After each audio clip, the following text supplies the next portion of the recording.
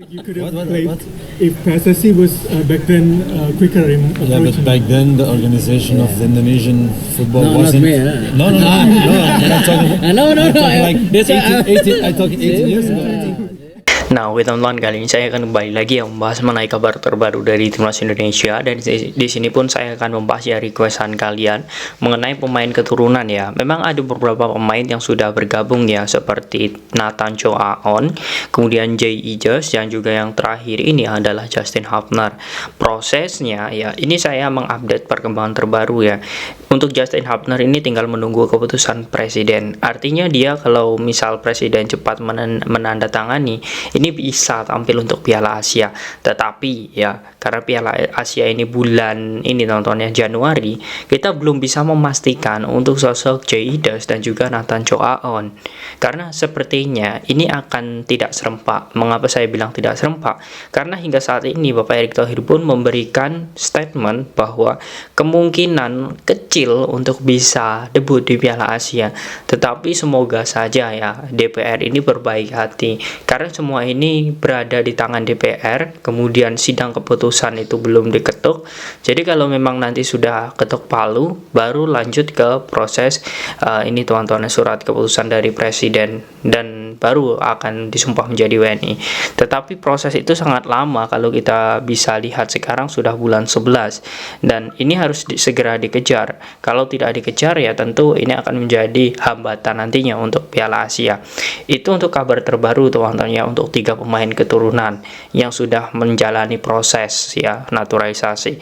Nah, di sini ada lagi ya 2 pemain yang memang akan menjadi incaran kuat Sinteyong, yakni di lini tengah ya, atau gelandang bertahan, dan juga di striker.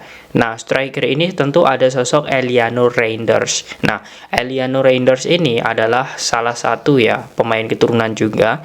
Tentu kita sudah tidak asing dengan sosok Tijani Reinders. Nah, Tijani ini memiliki adik namanya Eliano.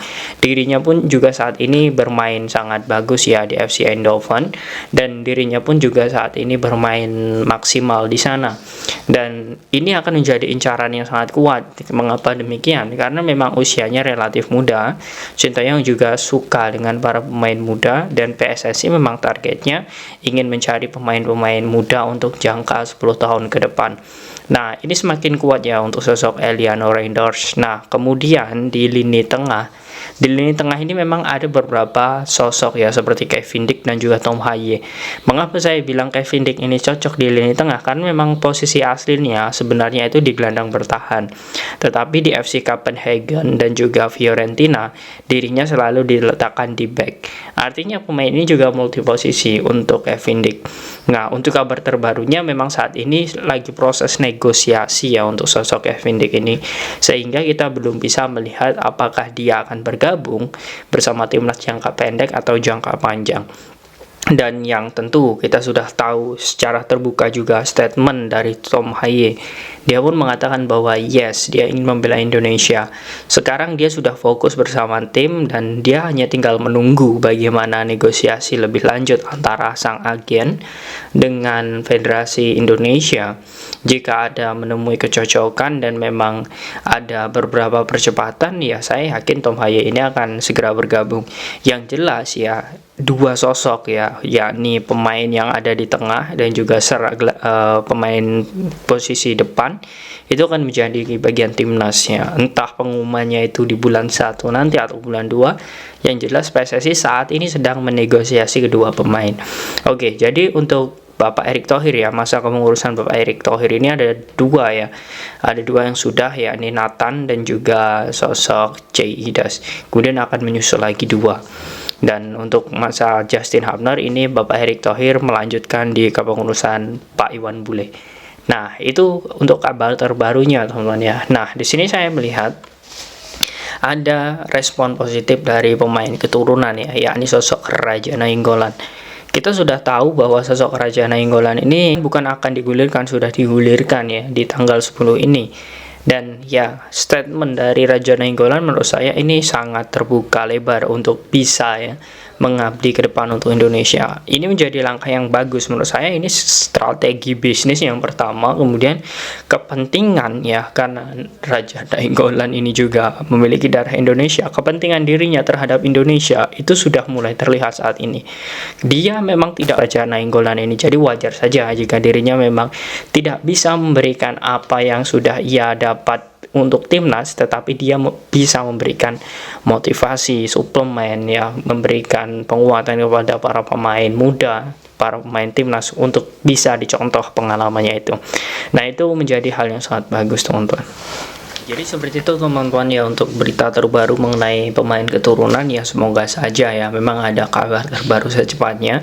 Yang jelas untuk minggu ini ya, saya yakin PSSI sedang sibuk mengurusi Piala Dunia, dan ada beberapa memang ya pengurus PSSI yang memang mengurus negosiasi dengan pemain-pemain keturunan. Yang jelas sebelum ada pengumuman resminya itu semuanya masih tiki-taka ataupun masih ini teman-teman yang simpang siur. Tetapi apa yang sudah saya berikan informasi itu setidaknya itu memberikan kejelasan bagaimana ya perkembangan terbaru dari pemain-pemain keturunan Indonesia itu sendiri. Nah, bagaimana menurut kalian teman-teman dengan totalitas sosok Raja Nainggolan dan juga kabar terbaru dari Kevin Dick ataupun Eliano Renders dan juga Tom Haye? Silahkan kalian tulis di kolom komentar.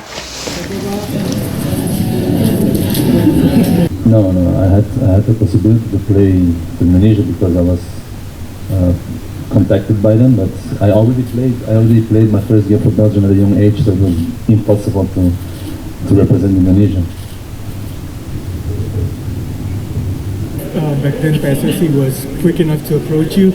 Do you think you could have What? played if PSSI was back then quicker in Yeah, but approaching? back then the organization of the Indonesian football No, not wasn't. me, No, I'm not talking. No, I'm talking like That's 18, I'm talking 18 years ago. Like 18 years ago when I played my first game for Belgium, I think Indonesia wasn't at the point as it is now. Yeah.